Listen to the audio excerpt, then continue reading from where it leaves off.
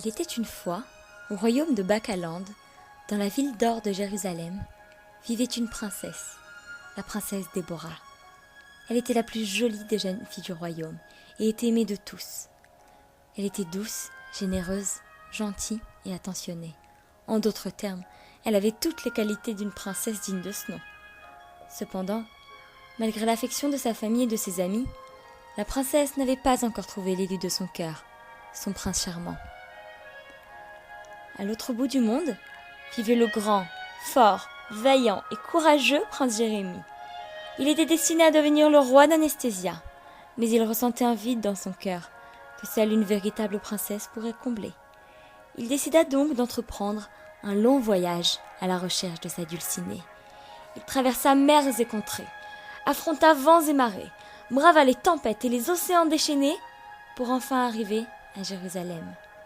Par le fruit du hasard, le prince prit pour demeure le château de la rue En-Guédi, tandis que de son côté, la princesse emménageait non loin de là, dans son nouveau palais à Derer Bethléem. Et pourtant, nos deux jeunes célibataires royaux ne s'étaient encore jamais rencontrés. Il a donc fallu que le destin s'impose à eux et les aide à parcourir les quelques derniers mètres qui les séparaient l'un de l'autre. Courtisans et courtisanes du royaume furent conviés au grand banquet de Bakaland. Là, leurs regards se croisèrent pour la première fois. Et c'est alors que leur belle histoire commença.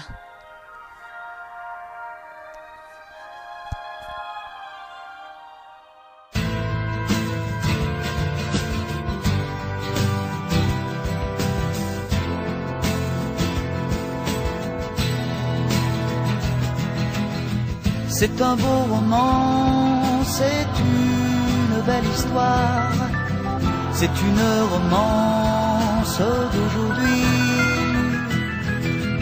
Il rentrait chez lui, là-haut, vers le brouillard. Elle descendait dans le midi, ils se sont trouvés au bord du chemin.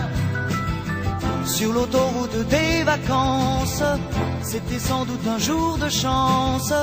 Ils avaient le ciel à portée de main, un cadeau de la Providence.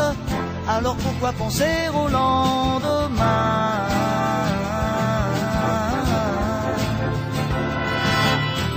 Ils se sont cachés dans un grand champ de blé, se laissant porter par le courant, se sont raconté leur vie qui commençait. Ils n'étaient encore que des enfants qui s'étaient trouvés au bord du chemin.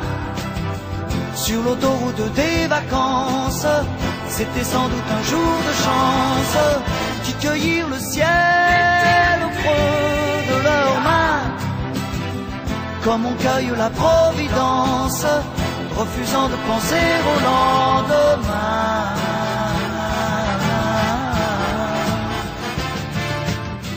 C'est un beau roman,